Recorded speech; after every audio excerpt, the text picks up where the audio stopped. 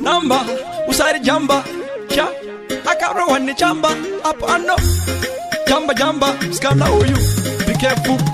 skana no jamba kunge kangaruru nasiane ni mwana nenge ana huyu chomu chinja nasema goguro wa mapuru skana ne zungu anango wanza mapuru skana no jamba kunge kangaruru nasiane ni mwana nenge ana huyu chomu chinja nasema goguro wa mapuru skana ne zungu anango wanza mapuru ane attitude ino baba kunge nduru nezuronda kamuona kubawore kanzuru akabatwa nezidara mazera na sekuru ana machira ane moto muzukuru maskatu chimuona notinda wana chimoko mwana kabatano nova wamukanda shoko apo singa zive anesalare chimboko wanzo mangwana teti tenga koko skana no jamba kunge kangaruru nasiane ni mangwana nenge ana huyu chomu chinja nasema goguro wa mapuru skana ne zungu anango wanza mapuru skana no jamba kunge kangaruru nasiane ni mangwana nenge ana huyu chomu chinja nasema goguro wa mapuru skana ne zungu anango wanza mapuru wese ango mutango di baby wangu hande chero wine mari mave puru kwane pande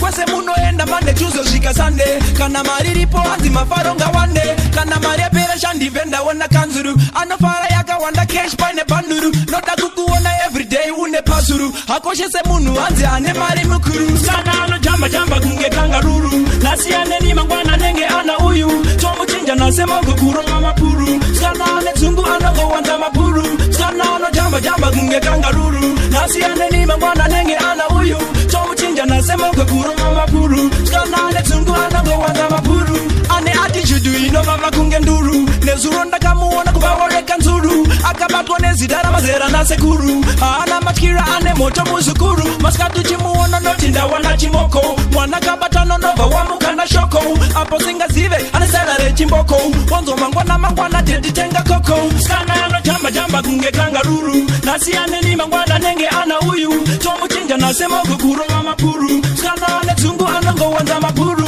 skana no jamba kunge kangaruru nasiane ni mangwana nenge ana huyu chomu chinja nasema goguro wa mapuru skana ne zungu anango wanza mapuru skana no jamba kunge kangaruru nasiane ni mangwana nenge ana huyu